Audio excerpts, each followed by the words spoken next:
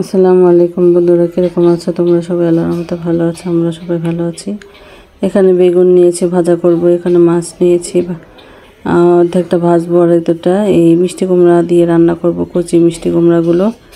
তো এখানে এই তো মশলা দিয়ে মাখিয়ে নিয়েছি, এখন ভাজা করে নিব।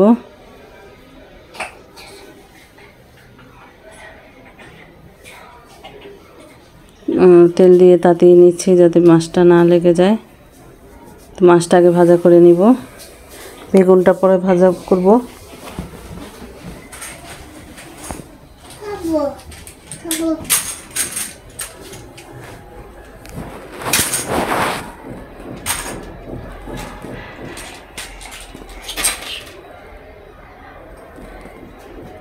এই তো মাছগুলো দিয়ে দিলাম ভাজার জন্য, তো ভাজা করে নিলাম।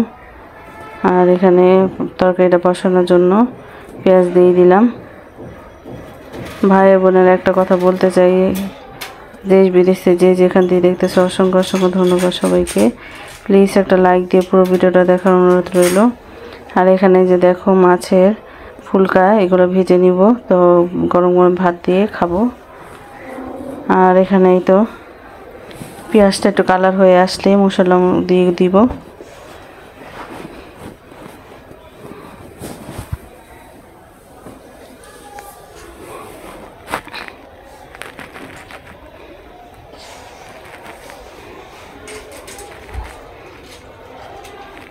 এখানে তো মাছগুলো উল্টে পাল্টে ভেজে নিচ্ছি।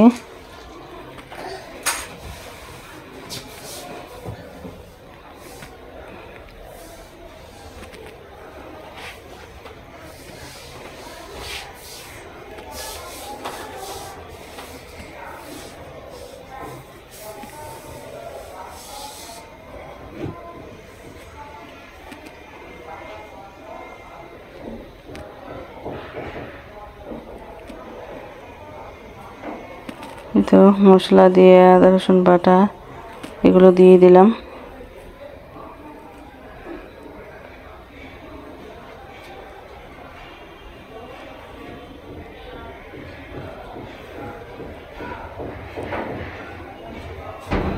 এখানে এখন মিষ্টি কুমড়াগুলো দিয়ে দিব। মশলাটা কষিয়ে নিয়েছি।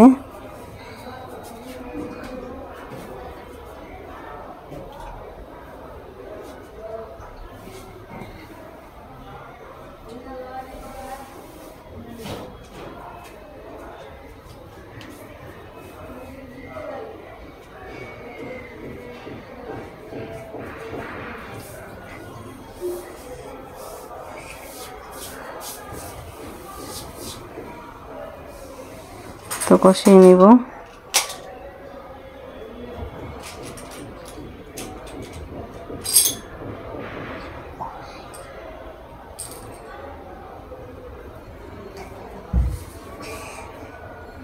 কষিয়ে এখন পানি দিয়ে দিলাম।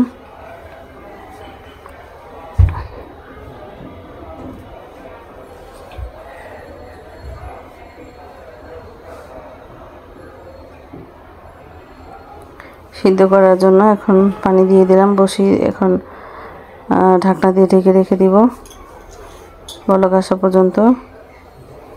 এই তো এখানে ফুলকাগুলো আর মাছগুলো কিন্তু ভাজা হয়ে গিয়েছে। আর এখানে দেখো, এখানে বেগুন ভাজা বসিয়ে দিলাম। আর এখানে এই তো বলক এসে পড়েছে, আর অনেকটা সিদ্ধ হয়ে গিয়েছে। আর তোমার মিষ্টি কুমড়া কিন্তু বেশিক্ষণ লাগে না তরকারিটা হতে, সিদ্ধ হতে। তো এখানে এখন আমি টমেটো এগুলো দিয়ে দিব। এই তো টমেটো, কাঁচামরিচ, ধনিয়া পাতা দিয়ে দিব।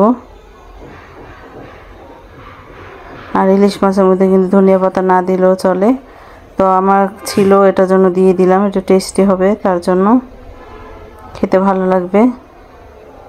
ধনিয়া পাতা দিয়ে দিলাম। আর শীতকালে কিন্তু ভালোই লাগে সবজির মধ্যে ধনিয়া পাতা দিয়ে দিলে। আর এখানে মাছগুলো দিয়ে দিলাম, অর্ধেকটা মাছ ভেজেছি আর অর্ধেকটা মাছ দিয়ে দিলাম। তো মিষ্টি কুমড়া দিয়ে রান্নাটা আমার হয়ে গেল। এখন একটু চিনি দিয়ে দিব, যারা চিনি না পছন্দ করেন নাও দিতে পারেন। আর চিনি দিয়ে দিব আমি। আর এখানে তো বেগুন ভাজাটা করে নিচ্ছি। তো ভিডিওটা কীরকম হয়েছে অবশ্যই কমেন্ট করে জানাবেন। তো ভালো থেকো, সুস্থ থেকো, নিরাপদে থেকো, আমার পাশে থেকো, আমার জন্য দোয়া করো। আর আল্লাহ হাফেজ।